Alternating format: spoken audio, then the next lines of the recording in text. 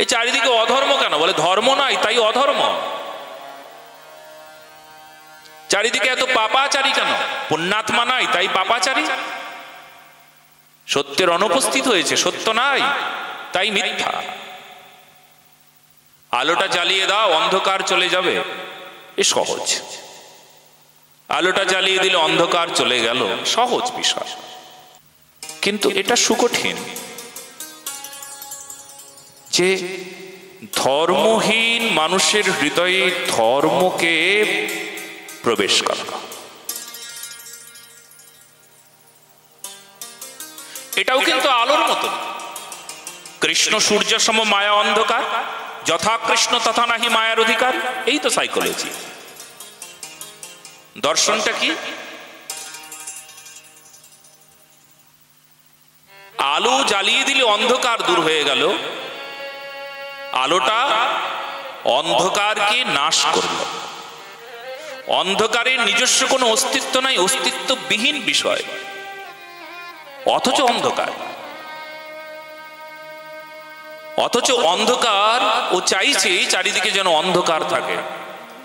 অধর্মের নিজস্ব কোনো অস্তিত্ব নাই, ধর্মহীনতার নাম অধর্ম। ন জ্ঞান অজ্ঞান, ন জ্ঞান অজ্ঞান মানে কি? ন জ্ঞান, কোনো জ্ঞান নাই, তার নাম অজ্ঞান। কিন্তু অজ্ঞানতা হলো অস্তিত্ববিহীনের নাম, অস্তিত্ব নাই কোনো, তাই অজ্ঞান। অস্তিত্বের নাম জ্ঞান। অস্তিত্ব প্রয়োগ করা কিন্তু কঠিন।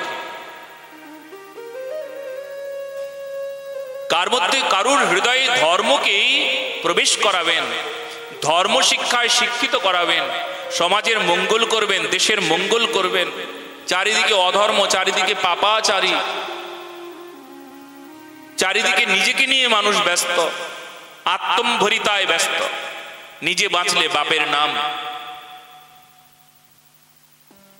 সত্য কি ভাত দেয়?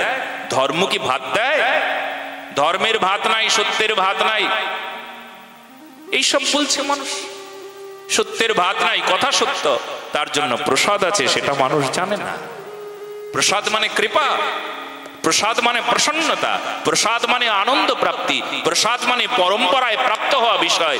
যে পরম্পরায় আছে ভগবানকে লাভ করবার জন্য, ভগবানের চরণ পাবার জন্য অপেক্ষা করছেন, ওই ওপর সিঁড়ি থেকে নিচের সিঁড়িতে নেমে আসবেন ভগবান, তার নাম প্রসাদ। অথচ মানুষ ধর্মকে তাচ্ছিল্য করছে, জ্ঞানকে তাচ্ছিল্য করছে, সত্যকে তাচ্ছিল্য করছে। সত্য দেখবার জন্য চোখ দুটো ছিল, চোখের কারণও সত্যই ছিল, অথচ চোখে মিথ্যা দেখে আনন্দ পায়।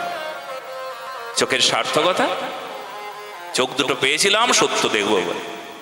এ অন্ধও ভালো ছিল, যে অন্ধ হয়ে জন্ম নিয়েছে সে ভালো। বলে কেন? বলে সে কিছু দেখতে পায় না, ভালো মন্দ কিছুই দেখে না, ভালো, বরঞ্চ আমার চাইতে ভালো। বলে কেন? বলে আমার চোখ আছে, মায়া দেখি আমি। সে তো দেখবেই, তো সামনে যা আছে সবই তো দেখবে, ভালো মন্দ দুটোই তো দেখতে পাও। কিন্তু সমস্যা এটাই, মন্দের প্রতি মানুষের আগ্রহটা এত বেশি, ভালোর প্রতি আগ্রহ নাই। মোবাইল, মোবাইলে ভালো মন্দ দুটোই আছে, আছে কি নাই? আছে। কিন্তু আপনি বলুন তো, মন্দের প্রতি আগ্রহ বেশি না ভালোর প্রতি আগ্রহ বেশি? সারা পৃথিবীর মানুষ ছোট থেকে বড় পর্যন্ত মন্দের প্রতি কৌতূহল তাদের বেশি হয়। এটা একটা গবেষণালব্ধ বিষয়।